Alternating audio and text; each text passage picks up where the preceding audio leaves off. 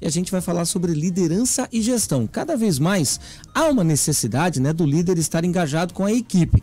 E nem sem pressa essa aproximação se torna rotineira devido à multifuncionalidade que o gestor sempre abraça nessa rotina, né, de superar barreiras do dia a dia, de gerar rendas e também de gerar oportunidades. E a empresária sócia do Grupo Valorem, a Charlotte Odebrecht, está aqui conosco ao vivo na programação da Jovem Pan para contar um pouquinho sobre esses desafios do líder moderno. Charlotte, bem-vinda, feliz ano novo para você, sucesso e é um prazer tê-la conosco aqui, tudo bem? Muito obrigada, é sempre um prazer estar aqui com vocês. Muito bem. Charlotte, você recentemente publicou, né, nas suas redes sociais uma análise sobre liderança, né, a qual você diz que o trabalho, né, mais difícil do mundo justamente é o de ser líder.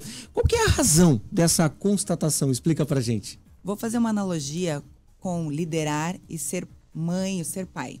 É o trabalho mais complexo, de uma carga emocional muito grande, totalmente multidisciplinar, porém que nós não temos o treinamento específico para isso.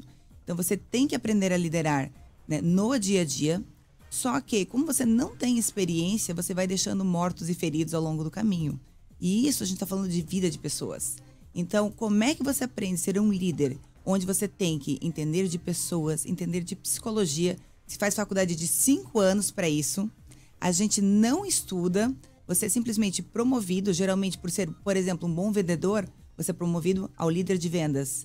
E você vai lá e faz um curso de 20 horas e se espera que você entregue esse trabalho com desempenho apropriado.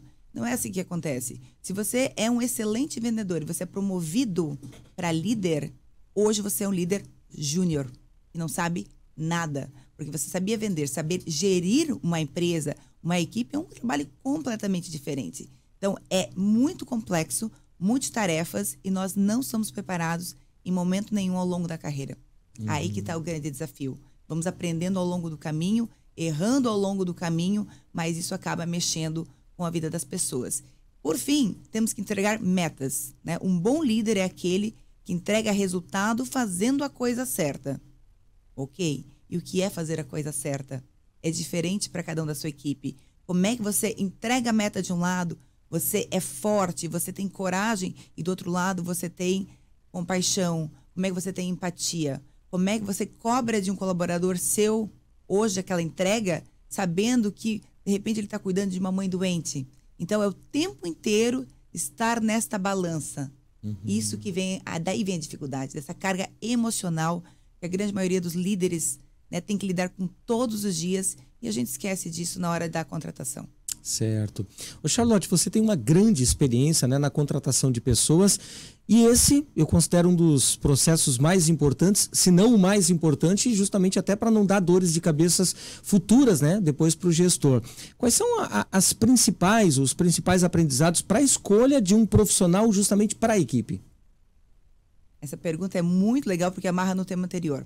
Porque o líder é responsável pela contratação. Então, em primeiro lugar, é estudar um pouquinho sobre desenhar a vaga e saber exatamente o que você precisa. Eu vejo que nos meus processos de contratação que deram errado, e foram muitos, novamente aprendendo ao longo do caminho, o problema fui eu. Foi não pensar na vaga, não desenhar a vaga e não saber com exatidão o que eu precisava daquela pessoa. A gente não pode querer, por exemplo, contratar.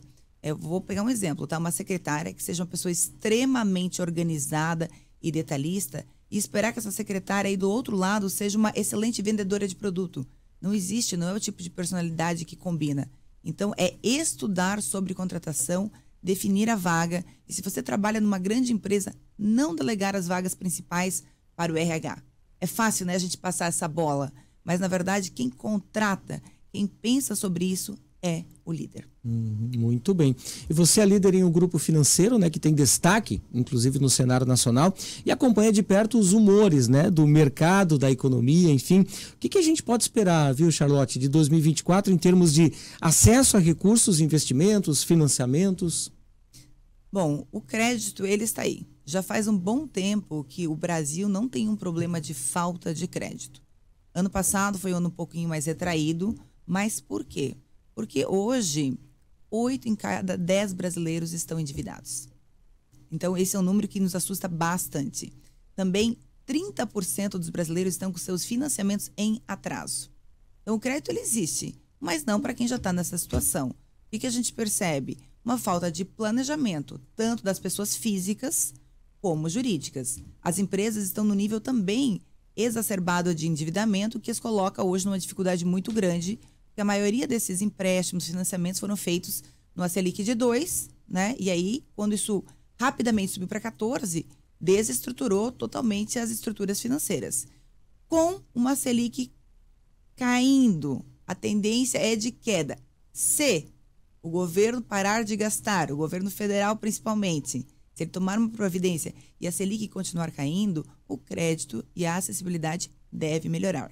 Agora, crédito para quem está bem, para as empresas que estão planejadas e para quem está o seu financiamento pessoal planejado, estruturado, ele existe e essas pessoas estão sendo disputadas assim, ó, à tapa pelas instituições financeiras. Então, você pode aproveitar esse momento e sim pegar crédito bom e barato.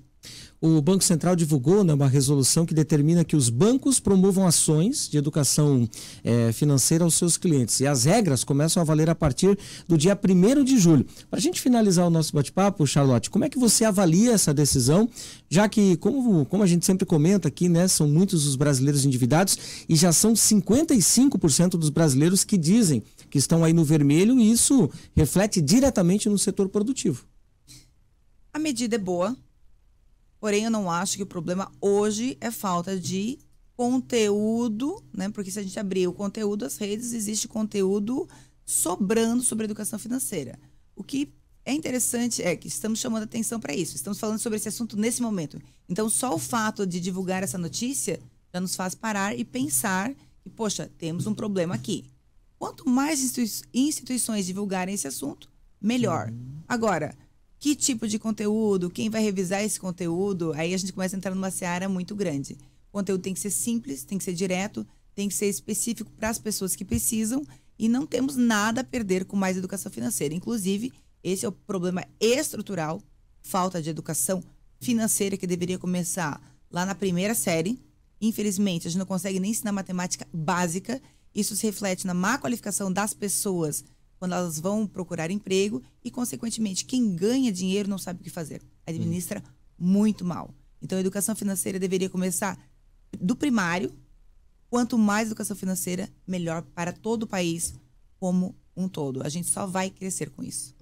Charlotte, é sempre um prazer tê-la conosco aqui. Mais uma vez, desejar, né, muito sucesso e até uma próxima oportunidade. Muito obrigada e um feliz 2024. Grande abraço.